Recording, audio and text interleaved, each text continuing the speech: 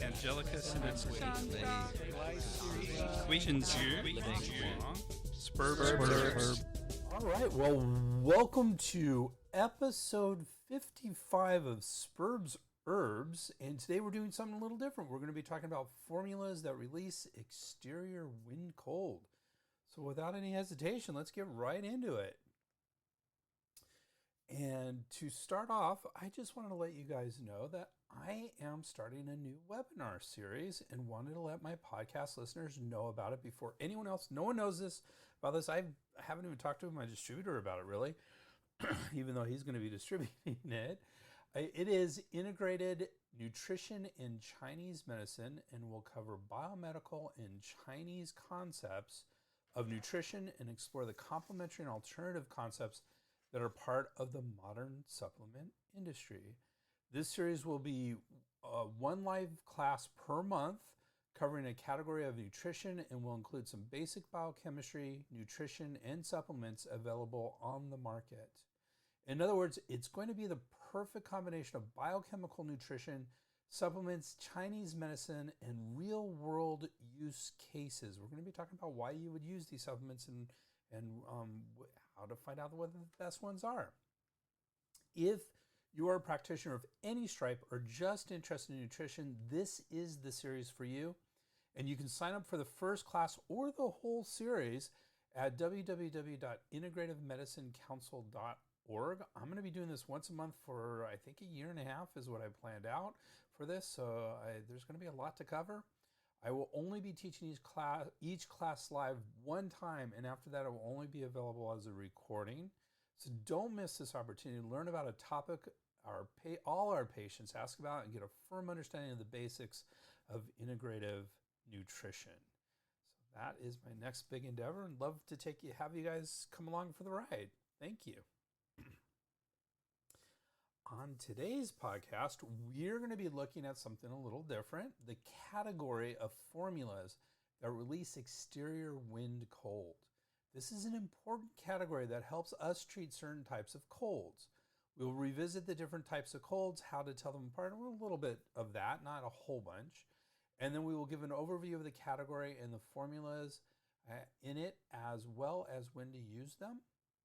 And as always, we will look at something a little different. Today, we are going to talk about the greatest Chinese physician, one of the greatest Chinese physicians, Zhāng Zhòng-Jǐng, and his famous and foundational book, Shang, or On Cold Damage and Miscellaneous Diseases.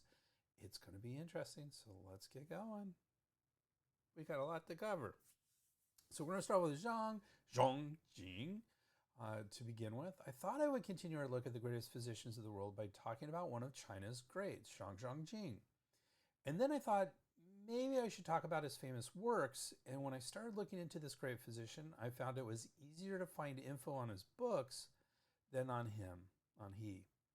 So I will start by talking about what we know about Zhāng Zhòng-Jǐng and then explore his incredibly important and quite foundational books. We've talked about them a lot on Spurbs Herbs, but we haven't dove into them at this point. So this is going to be very useful and important as we move forward with Spurbs Herbs. So Zhāng Zhòng-Jǐng lived from 150 to 219 CE and was born in Nanyang. So this is less than 2,000 years ago, a little less than 2,000 years ago. And we have this date of 150 to 219 CE. There's controversy. There's different numbers. One of the sources I said is it differs, but 220 is usually the limit as to how long he lived. But so, the dates can be a little fungible here. So if you find a different source that says a little different, that's par for the course here. His formal name is Zhang Ji, and let's talk some more about what he does. So according to Chen Chen, so remember, Chen Chen is one of our big books. Chen Chen wrote both a singular book and a formulas book. This is from the formulas book. And this is a quote from their book. So Zhāng Zhòng-Jǐng, also known as Zhang Ji, was born near the end of the Eastern Han Dynasty.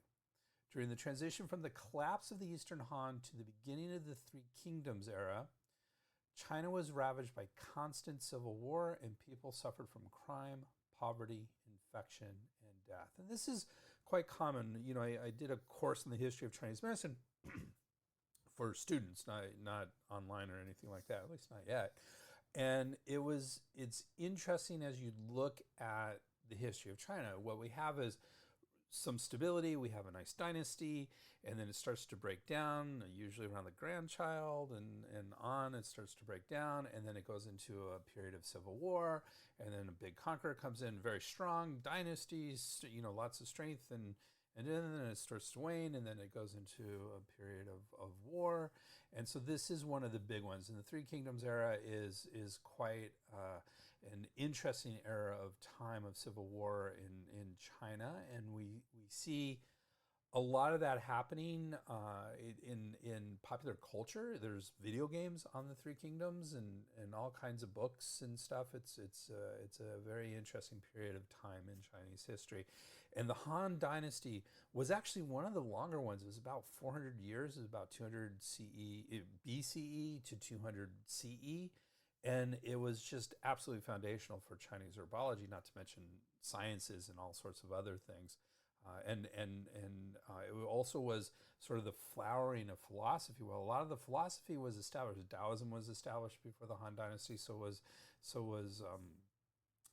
Confucianism, and actually one of the bigger sort of influences at this period of time was a different philosophy, not Buddhism. Buddhism hasn't really, it starts to come in at the end of this, really into China. But there was one, and it's totally slipping my mind what it's called, but it actually had probably the biggest influence on the governance at this period of time. And then after this, we start to see Confucian influence in the Han Dynasty, and then it becomes dominant. So anyway, sorry, that was a little bit of an aside. So back to China was ravaged by constant civil war, and people suffered from crime, poverty, infection, and death.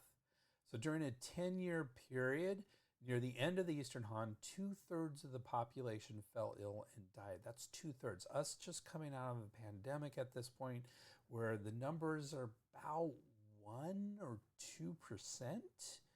This is 30 times. I mean, this is not 30 times. This is 60 times that number. So that's huge number of people died. 70% of the fatalities were due to something called Shang, or cold damage. That's what the Chinese translates out to.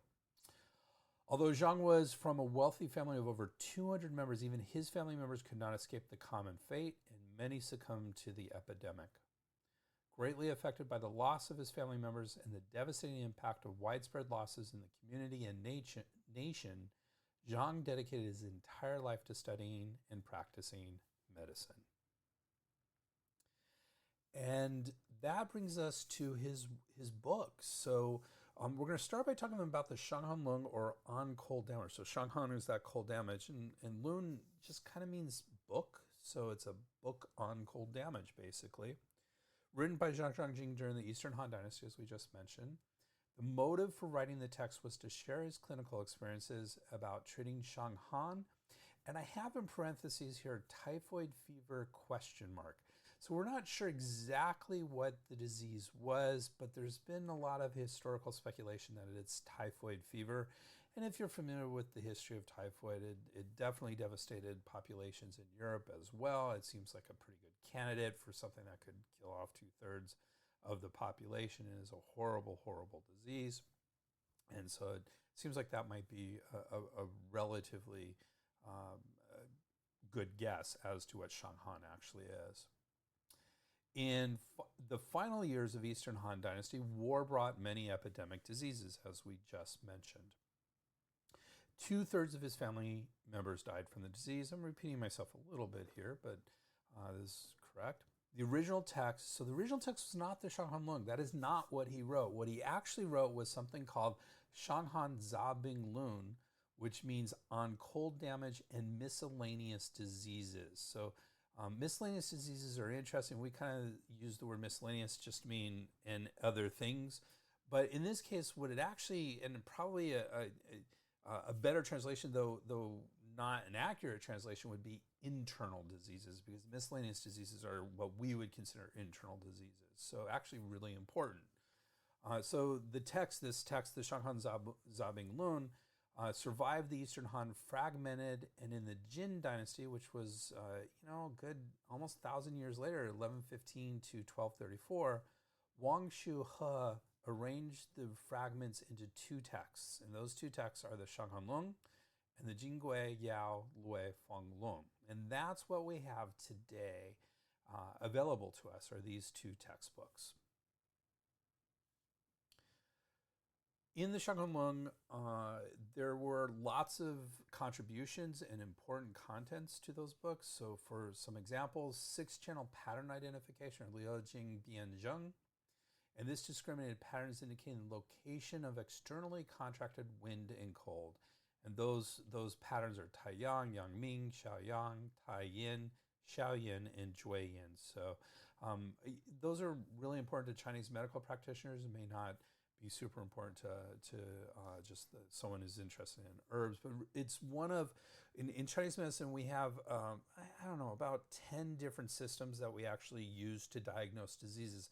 This is one of them, and it's foundational. It's very important. And this is what Zhāng Zhòng-Jǐng actually helped establish, was this approach to it. Now that Shanghanlong on cold damage is all about how cold comes in from the exterior and moves interior and does damage to the body, basically. And those 6 patterns that I just mentioned, the Taiyang, Yangming, all the way to the Juiyin, is sort of the most outside to the most inside of conditions. And this becomes one of the most predominant ways that Chinese medicine diagnoses, even today. But nothing really changed in this until about 400 or 500 years ago. So for about 1,000, 1,500 years, this was the dominant form of looking at patterns in Chinese medicine. There's others. In fact, we're going to talk about one right now, the 8 principle pattern identification, the Bagong Bianzheng. And this is interesting because it's mentioned in the Yellow Emperor's Classic, which is about 400 years earlier than this. But what we see here is we're starting to put herbs in it. One of the things that is foundational about the Shanghanlong and the Jingui Yao Feng Lung is that we are starting to use herbs to treat patterns and formulas. This is really, he refers to other books. So there were other books around, but they're not existing anymore. This is the first existing book we have on Chinese herbal formulas. So that's another foundational thing. So it applies this 8-principle pattern identification and puts, and the 6-channel pattern identification. And we're going to talk about Zhang Fu, visceral bowel pattern identification in just a minute. It puts herb formulas. How do you treat those things? So they may have been mentioned earlier, but this is really what kind of connects therapeutics with diagnostics to a large extent. So the same principle, pattern identification, basically breaks down diseases into 4 pairs of opposites. So we have interior, exterior, cold, hot, vacuity, repletion, and yin and yang. And so by having all of those down, and we're, as Chinese medical practitioners, we're very well trained in this. It's one of the first ways we use to learn how, disease identification, pattern identification. And so we look at that, and that helps us determine what herbs are more appropriate, formulas, and things along those lines. The other one we have is viscera bowel pattern identification with Zhang Fu Zheng, which is viscera bowel. So these are our organs, our internal organs, and it relates signs and symptoms to certain viscera bowel patterns. So this is where the liver and the spleen and the lung and the heart come into play, and the small intestine. So again, huge topic. That's another way we use diagnosis. And he also, and as I mentioned, what was really important here was the treatment correlated with diagnosis, and specifically with treatment, we're talking about herbal formulas. At the same time, around the same time of this, we have the other book we talk about a lot here, which is about individual herbs. That's the Shenang Ben Sao Jing, or Divine Farmer's Materia Medica. And this is more about formulas as well to treat this. And there's an emphasis on herbal treatment and fine-tuning of herbal formulas for specific effects. And if you read, it has a lot of that in its texts. So I just want to read a little bit of an excerpt from the Shanghanlong, and it basically goes over what we just said. But this is actually in, as close to we have in Zhāng Zhòng-Jīng's actual words. And he says, "My family was formerly large, once counting over 200 members, But from the beginning of the Jian-an reign, in less than 10 years, 2/3 have died, 7/10 of them from cold damage. Lamenting the fall of our glorious past and the untimely loss of so many lives that could not be saved, I have diligently sought the guidance of the ancients, widely collected the various remedies, and consulted the Suwen, that's the Wangdi Suwen. And then he talks about a lot of other books, most of which, well, actually, a lot of these are still available. But some of these I'm not familiar with. The Jiu Juan, the 9 fascicles, I don't think we have that. The Bashir Yi Nan, the 81 difficult issues, well, that might be the Nanjing. I think it is the Nanjing. And there's a few others. I'm not going to read them all that they talk about. And he said he consulted all these books to create the Shanghan Zabing Lung, totaling 16 fascicles. Fascicles, think of them like chapters or parts. Although this book cannot completely cure all diseases, it provides the means to understand the origin of illnesses encountered. If the reader follows the materials herein collected, he should be able to think out over half of all medical problems. Now, that's a pretty big claim, half of medical problems from one book, but it is a very important book, and I don't know how wrong that actually is in modern Chinese medical thinking. So very, very important book.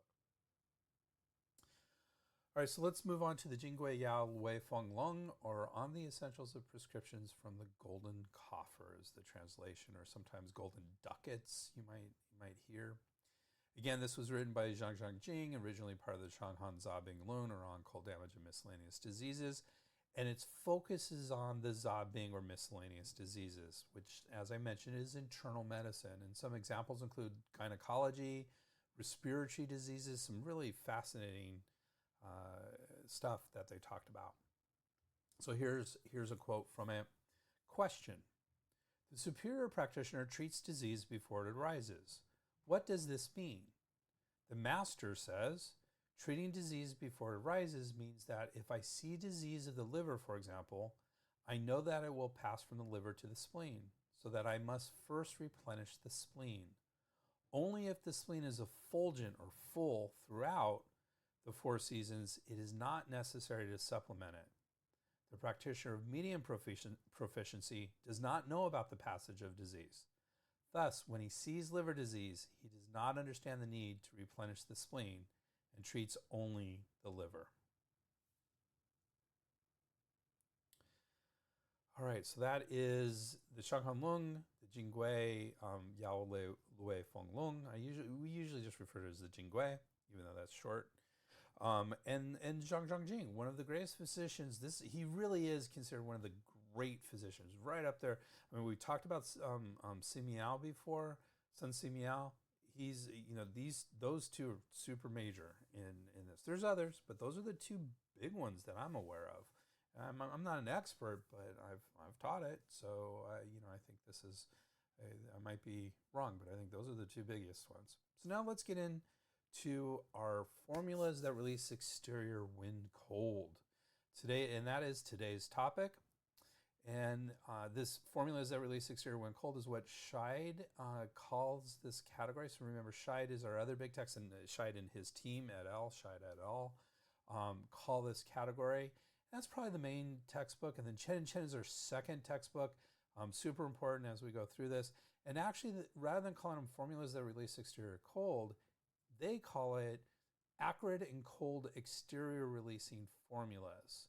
So that's an interesting way to go. But it does bring up this idea of acrid, and the name makes sense because almost all the formulas that we're talking about are acrid or spicy. Spicy is another word for acrid. And this flavor releases the exterior. So most of the herbs that we're going to be talking about, there's balance in these formulas, so not all of them, but most of them they're going to end up on the spicy side of things to release that exterior. And these formulas are used to treat a particular type of cold.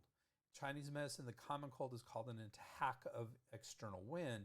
And there are several types of wind, and this formula treats specifically a wind cold attack. You can have a wind heat, a wind damp, a wind dry. There's lots of kinds, but the 2 main ones are wind cold and wind heat. And so this is for wind cold conditions. So we're going to start our discussion today by looking at the overall category of formulas that release the exterior. Under this category of formulas that release early stage exterior disorders, formulas that release exterior wind cold, formulas that release exterior wind heat, and formulas that release exterior disorders with interior deficiency. And so we're going to start there, and then we're going to get into the formulas that treat wind cold, that release exterior wind cold. So as usual, Scheid and his team have a great introduction to these formulas and why they are important. When a pathogenic influence first penetrates the body, it tends to cause a disorder of the exterior. In this context, the term exterior, or biao, denotes the superficial layers of the body comprised of the skin and muscles. Formulas that release, continuing with this, these are perfused by the body's protective qi, which is fierce and hot in nature, and whose task is to warm and defend against penetration into the body by external pathogens. If a pathogenic influence lodges in this aspect of the body, it not only obstructs the normal physiological diffusion of qi and fluids there, but encourages the body to move more protective qi toward the exterior in an attempt to push out the invading pathogen.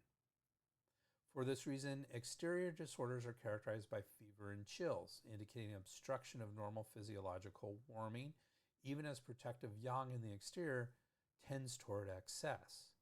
Head and body aches, indicating obstruction of qi and fluids in the most yang, i.e. exterior portions of the body, and a floating pulse, indicating the movement of protective yang toward the exterior. Since wind is the vehicle by which other external pathogenic influences enter the body via the exterior, it is involved in most exterior disorders, especially those involving cold and heat. Thus, it is said that wind is the leader of the 100 diseases, or Feng Wei, Bai Bing, Zhi, Zhang. The symptoms associated with an exterior disorder indicate that the body is actively trying to overcome obstruction of the qi dynamic by one or more of the 6 pathogenic influences. Treatment in Chinese medicine seeks to support these physiological reactions through strategies that release the pathogenic influence from the exterior, or jie biao. So in other words, we don't want it to penetrate internal. We want to release it and let it go back outside. That's basically the strategy.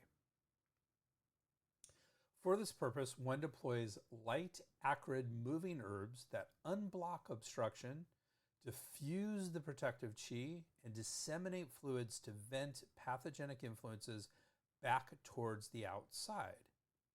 No other strategy will prevent the pathogenic influence from penetrating more deeply into the body. Often, but not always, this results in sweating.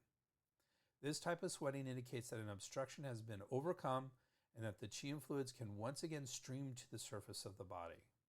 Like the flow of water that breaks through a dam, the sweating may initially be pronounced, especially if a very acrid and warming formula is used. However, the profuse sweating should quickly abate as the body finds its physiological balance. For this reason, releasing the exterior is often equated with inducing sweating.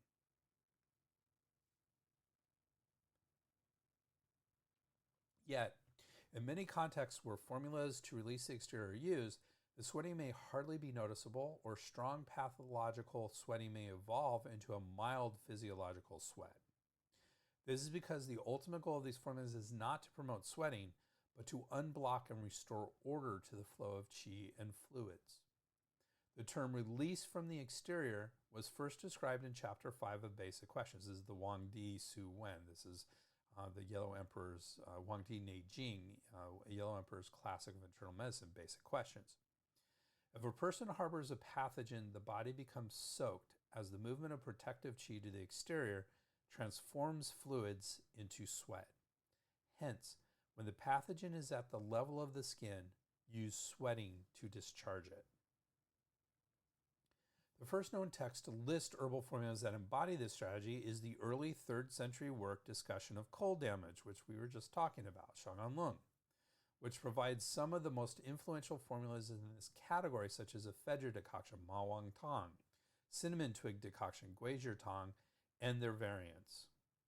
Its focus on acrid, warming herbs to overcome obstruction from wind, cold, and dampness dominated medical practice until the Jin Yuan dynasties of the 12th to 14th centuries. Innovation until then consisted of extending the range of substances used to promote sweating rather than in seeking new areas of application. This changed in the 12th century with Liu Wansu's focus on heat pathogens, which led to the Wenbing or warm disease school.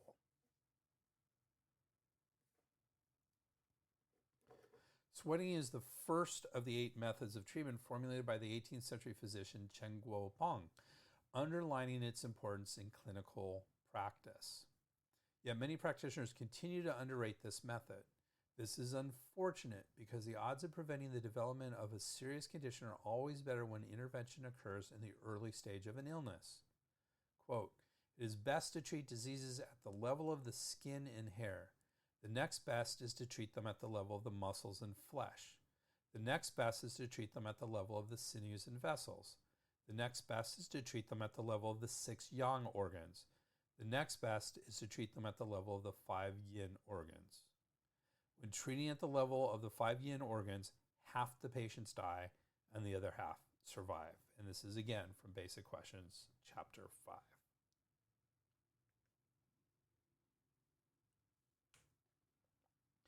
Successful use of the formulas discussed in this chapter will be aided by paying attention to the following principles.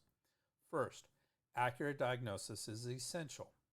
If an interior disorder develops before the exterior has been released, the practitioner must choose between releasing the exterior first or treating the exterior and interior simultaneously.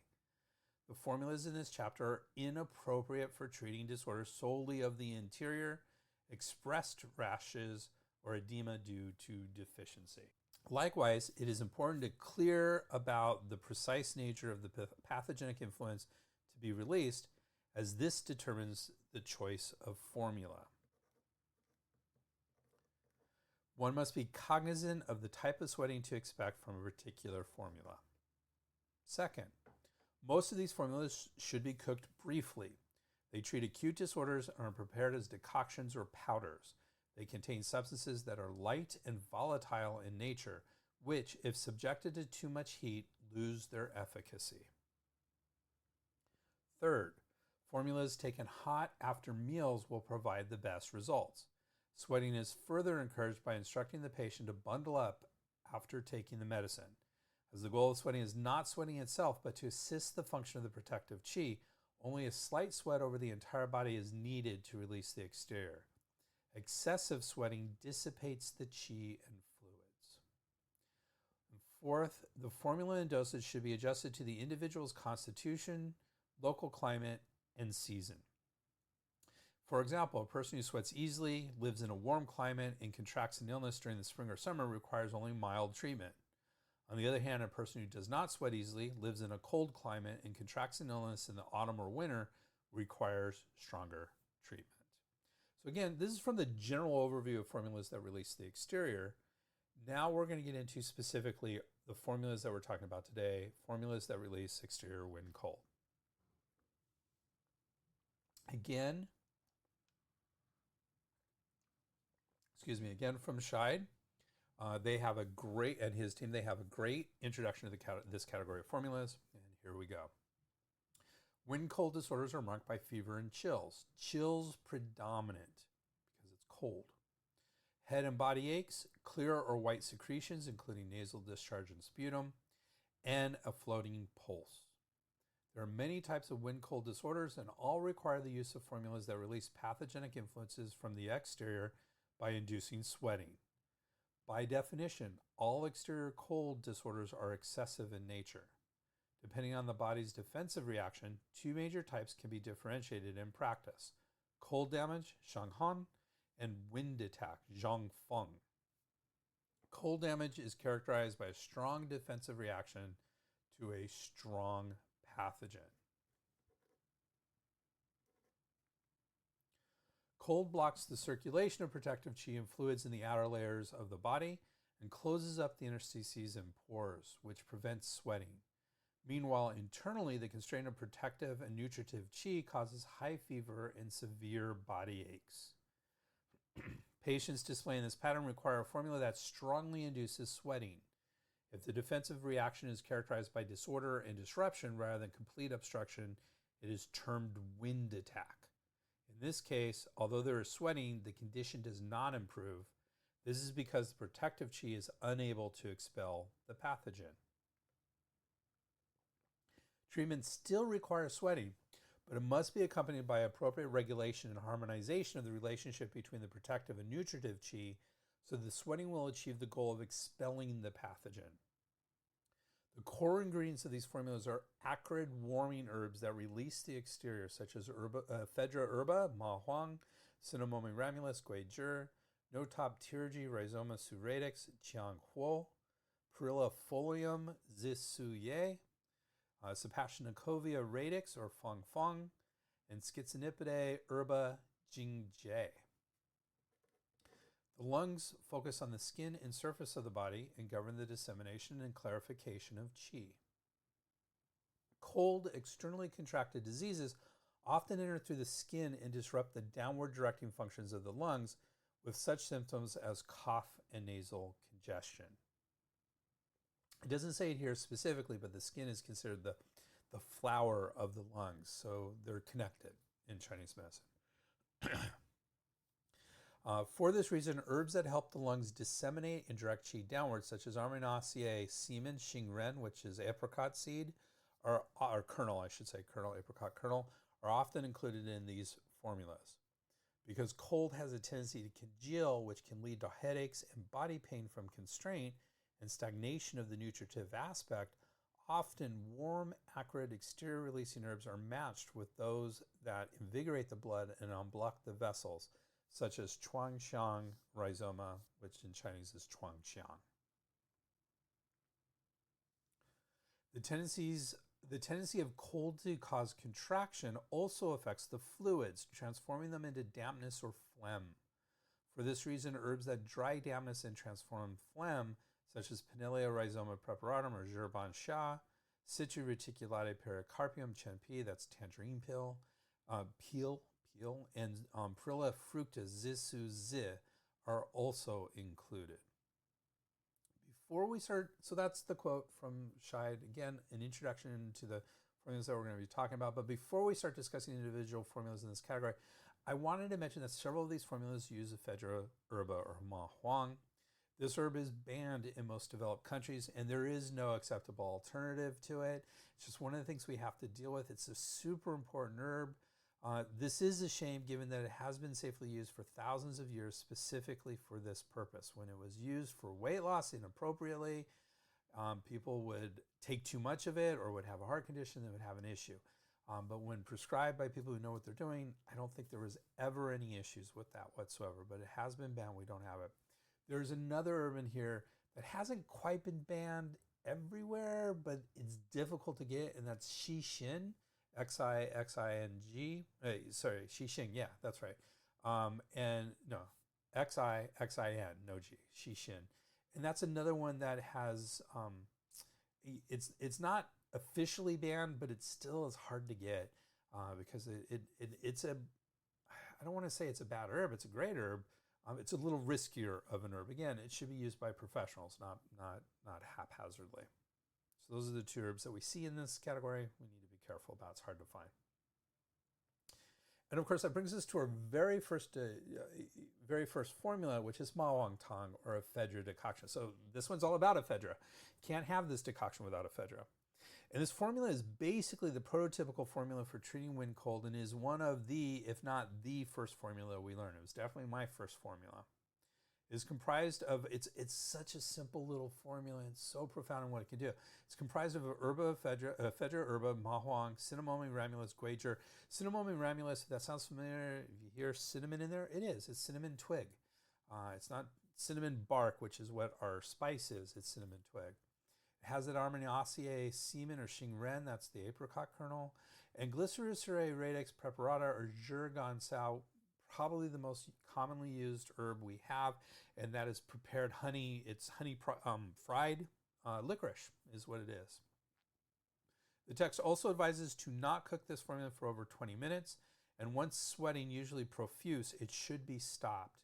And its actions are it releases exterior cold and arrests wheezing. It's one of the main reasons we have ma huang is for wheezing, and that combination of Xingren and ma huang, and it's often combined with guizhi as well. It's just such a great combination for that. Chen Chen say this formula induces diaphoresis or sweating and releases the exterior, ventilates the lung, and relieves dyspnea. Dyspnea is trouble breathing, wheezing. Could be wheezing, yeah. So that's the first formula. Our second one is Da Qing Long Tang Major Blue-Green Dragon Decoction. I just love the name of this. So the Blue-Green Dragon Decoction. And we also have Shaoqing Long Tang as another formula that we're actually not going to talk about. This is great and major. Da means great or major. And then we also have lesser or lower or smaller. We usually say lesser Blue-Green Dragon Decoction. We did discuss this formula briefly in our second episode. No, we didn't.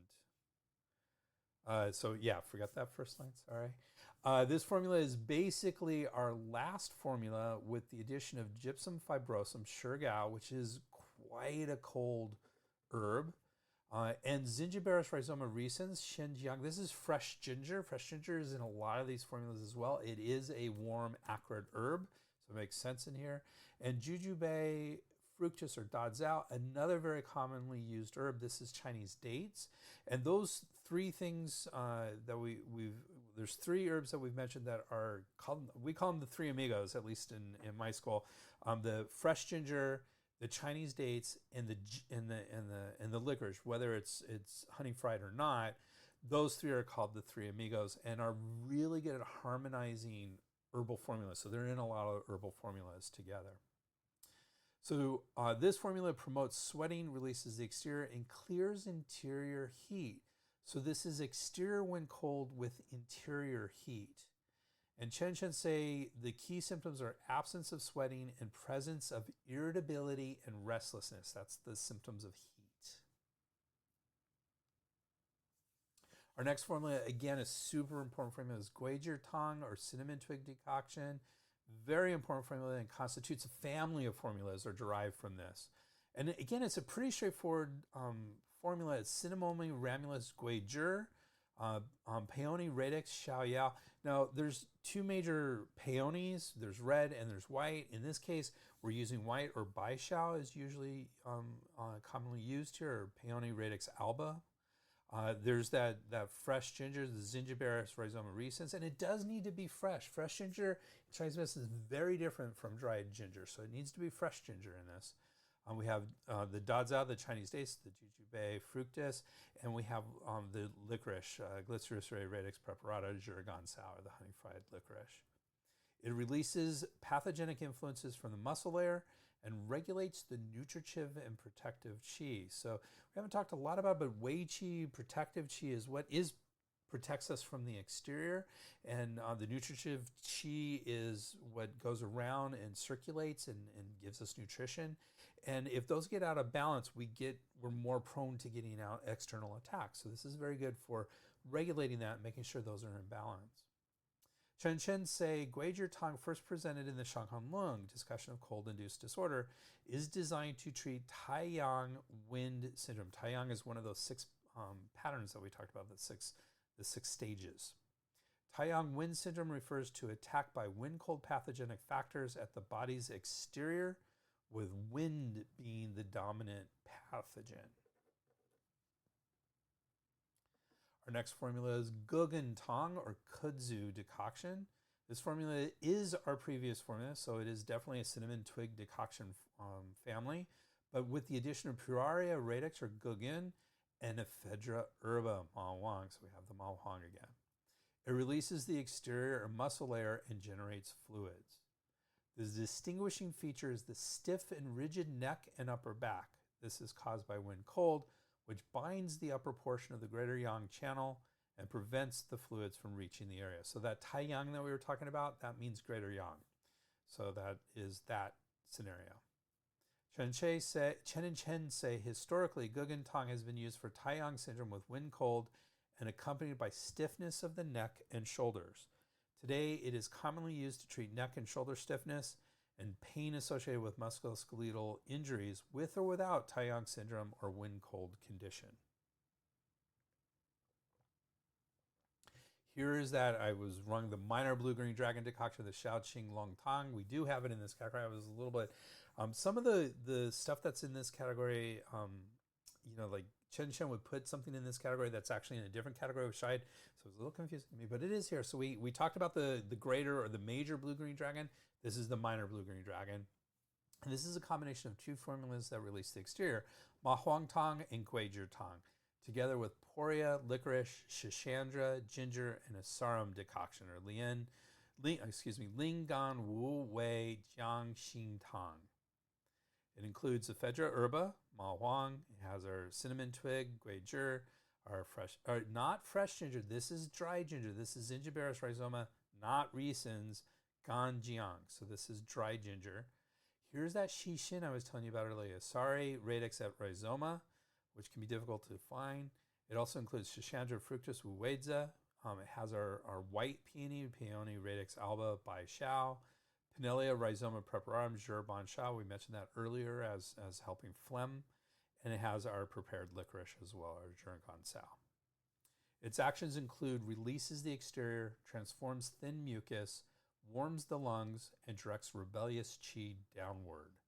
It acts to warm the interior and transform thin mucus and is most often used for acute attacks of wind cold in cases with chronic thin mucus. Our next formula is Jiu Wei Qiang Huo Tang, or 9-herb decoction with no top pterygium. This formula induces sweating and dispels dampness while simultaneously draining interior heat. It includes no top pterygi rhizoma su radix, or Qiang Huo, Sapationicovia radix Feng Feng, Attractor lotus rhizoma Zhang Shu, Sari radix et rhizoma Xixin, Chuang Shang, that one herb, Angelica tehurica radix, or Baizhi, Scutellaria radix Huangqin, Romania radix Sheng Di Huang, and Glycericerae radix Gansao. So this is licorice that's not honey fried. This is externally contracted wind cold dampness with concurrent internal accumulation of heat characterized by fever and chills predominant, and absence of sweating, headache, and a stiff neck. If you have that headache and a stiff neck, we're going to go to Gugentang. So that's without those. Our next one is Jiawei Xiang Su San, or augmented cyperus and perilla leaf powder. This is wind cold in the exterior, where the battle between the pathogenic and the normal qi produces relatively mild symptoms. Herbs in this formula include Perilla folium sisuye, Cyperi rhizoma shangfu, hence the name. Those are the cyperus and perilla leaf that we're talking about. Oh, sorry, not perilla leaf. That's coming up. Sorry, that's but the cyperus. Those two. Yeah, there's the leaf. Got it. Yeah, a little out of it today. Citrivitriculati pericarpium champi. It has the prepared licorice again, the honey fried. Schizonipidae herba, or jingjie. That's Sapationicovia radix, or Feng Feng. Again, that's a warming acrid herb, so it's in the same category of herbs. Gentiana macrophyllae radix, or Qinjiao. Viticis, or Viticus fructus manjingza, and Chuanshang again, and fresh ginger again. So that's Jiawei Xiang Susan, augmented cyperus and perilla leaf powder. Our next formula, I love names like this, Shishen Tang, or 10 miracle decoction. This formula simultaneously disperses wind cold from the exterior while opening stagnant qi in the interior, and its actions include releases pathogens from the exterior, regulates the qi, disseminates the lung qi, and relieves cough. So this is sort of an internal condition with this qi stagnation that we haven't really seen before with the exterior condition. Based on the exact same formula that we just mentioned, the cyperus and perilla leaf powder, Xiang Su San, actually, the other one was augmented. This is the formula that augmented one was based on. This adds ma huang, Simicifuga rhizoma, Sheng ma, the red peony that I talked about, Peony radix rubra or Chirshao, Puraria radix Guggen, and Angelica dehurica radix Bai Zhi, while eliminating Schizonipidae herba Jingzhe, Sepationicove radix Feng Feng, Gentiana macrophylla radix Qinjiao, and Viticus fructus or Mangjinza. While similar, this formula is stronger than the previous one. Generally, if you have two formulas that are pretty similar and one has Ma Huang and one doesn't, usually the one with Ma Huang is going to be a lot stronger. Our next formula is Jin Fei Cao San or inula powder. This formula is commonly used to treat the early stages of externally contracted when cold, leading to a productive cough. Other texts place it in the category of dispelling phlegm. This implies that it can be used in both the acute stages of a wind-cold invasion as well as later when the acute symptoms have abated and cough becomes the main symptom. Its actions include discharges and dispenses when cold, disseminates and directs the lung qi downward, transforms phlegm, stops cough, and calms wheezing. And again, as soon as you hear wheezing, the first herb that we should think about is ma huang. So let's see if it's in there. Its ingredients include inulate floss or xuanfu hua, and there's our ma huang. It also includes some herbs that are very good for phlegm and cough. So one of those is Pusidani radix qianhu. We also have Schizonipida herba jingzhe. That's part of the warm acrid herbs that is this category. We have our prepared, our honey fried licorice. We have a good, probably one of the prototypical phlegm herbs, which is Pinellia rhizoma preparatum or Zhirban Sha. We have that red peony again, so the Peony radix rubra. We have fresh ginger, and we have those Chinese dates. And that's for the main formulas in this category. Again, one of the things I love about having multiple textbooks is they do things differently. And basically all the formulas that we were talking about just now, I originally got them from Scheid, but they're definitely in Shen Chen, and you can see I used quotes from both of them. But Shen Chen had a bunch of formulas that were not in this category with Scheid, and Scheid actually places them in other categories. And in fact, the first one here is incorrect. So erase that. So we have Hua Gai San or cannabis powder, Xiang Su San. We've referred to this as Cyperus and Perilla leaf powder, but we didn't actually see it as a formula in this category. We had the augmented and we had the extended version, the super version of it. Xing Su Yin or apricot kernel and perilla leaf decoction. Sheigan Ma Huang Tang or bellum canda and ephedra decoction. Sangha San, which is a very important formula, but Scheid puts it in a totally different category. Or xanthium powder, Sangha San is xanthium powder, very good for sinusitis. Xinyi San or magnolia flower powder, and Qingbi Tang clear the nose decoction. So a lot of those are in a different category of formula than this one.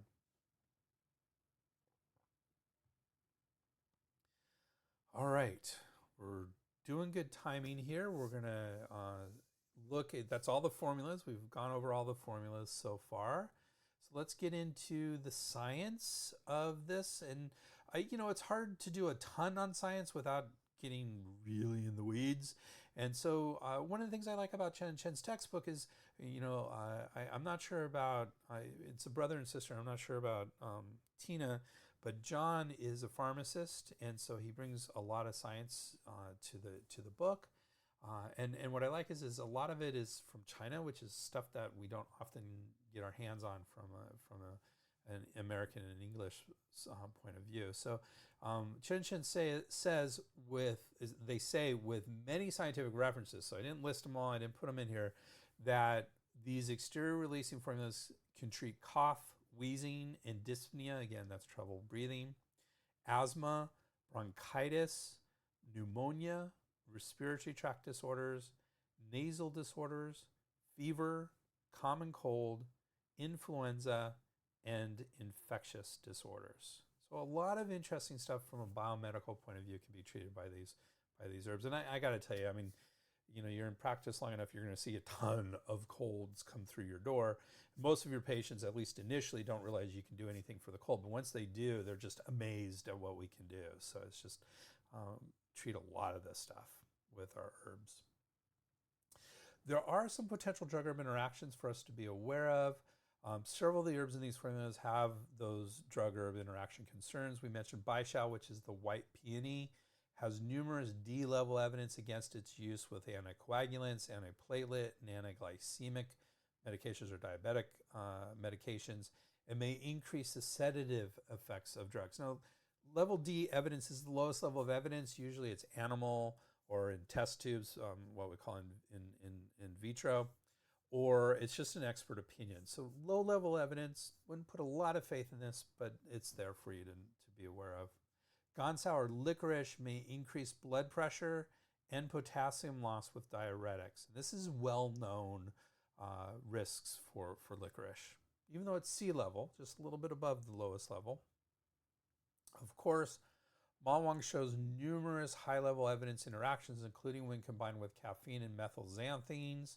That's A-level antacids, C-level, monoamine oxidase inhibitors, and tricyclic antidepressants. Those are both antidepressants, C-level, as well as many other D-level evidence interactions. Generally, I don't put a lot of faith in the D-level, so I don't often include them here, but there's a bunch of them. I understand why Ma Huang's banned. There's a lot of scientific evidence to show that it's a very dangerous herb when used inappropriately, and that's the key phrase, is used inappropriately, because as professionals we use it appropriately. I don't think, like I said, there's never been an adverse effect that I could see in the literature from proper use from a professional who knows what they're doing with Ma Huang. Problem is, we had a lot of people, a lot of shucksters trying to sell it as a weight loss aid.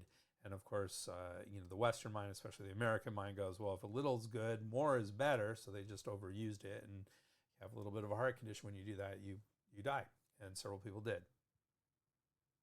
Not for weight loss. So there you go. And the last herb here that may have some drug-herb interactions is Shenjiang. That's that fresh ginger. Appears to inhibit cytochrome P450, 2C9, 2C19, and the most important one is 3A4. That's the most common form of cytochrome P450, and may interact with anticoagulants at C-level evidence. So cytochrome P450 is a major target of drug-herb interaction research, and when something affects cytochrome P450, it's very likely to affect other drugs and herbs, and so there's the possibility here that there could be a drug-herb interaction with the fresh ginger.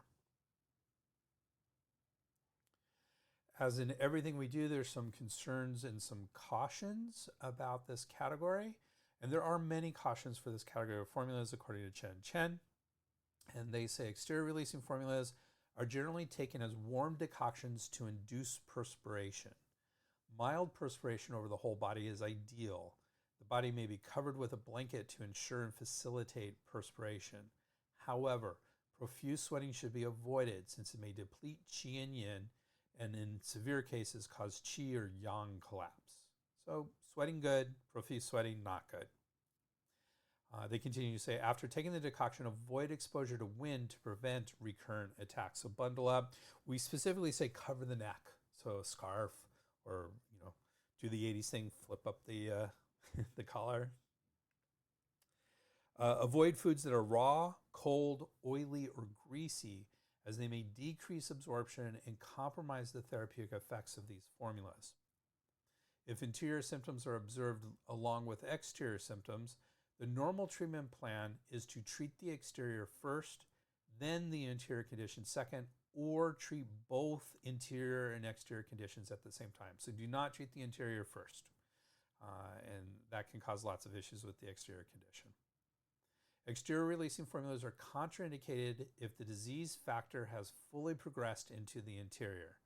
These formulas are also contraindicated in the presence of ulcerated sores, erupted measles, deficiency type edema, and dehydration from vomiting or diarrhea. Well, that was our podcast for today, our course for today. Thank you. And here's our summary. We started our time together talking about Zhāng Zhòng-Jǐng in his book Shang on cold damage miscellaneous diseases, which is broken into two books, the Shang on cold damage and the Jingui Yao Lui Feng Lung on the essentials of prescriptions from the Golden Coffer. Then we did an overview of formulas that release the exterior, and more specifically, formulas that release exterior wind cold. As usual, we look at some of the science, drug-herb interactions, and cautions of the category in general. We really did. We covered a lot of ground today, so thank you. In our next episode, we will be looking at the world herb. I kind of break this down into Chinese herbs, Chinese formulas, and herbs of the world. So this is an herb of the world, and it's sumac. This is a delicious Middle Eastern and African spice, but does it have medicinal properties? Spoiler alert, it does have medicinal properties, and we're going to explore them with our usual thoroughness. Join us as we look at this spice, herb, medicine, as well as usual, exploring something a little different. It's going to be another interesting and terrific episode. Thank you so much for joining me today. If you like this podcast, we would love for you to do us a huge favor. Give us a 5-star rating in your favorite podcast app. We'd be over the moon. So thank you very much. And you can always get in touch with me at Dr. Greg at spurbsherbs.com. That's Dr. Greg. There's 2 G's, one on either end there. So DRGREG at spurbsherbs.com, SPERBSHERBS.com, or our website, www.spurbsherbs.com. And as usual, I have good bibliography. Herbs. The proceeding was presented by Dr. Greg Sperber. We would like to thank Janelle for all her support and everybody else who contributed to this program. Timothy Dobbins, Roger Campbell,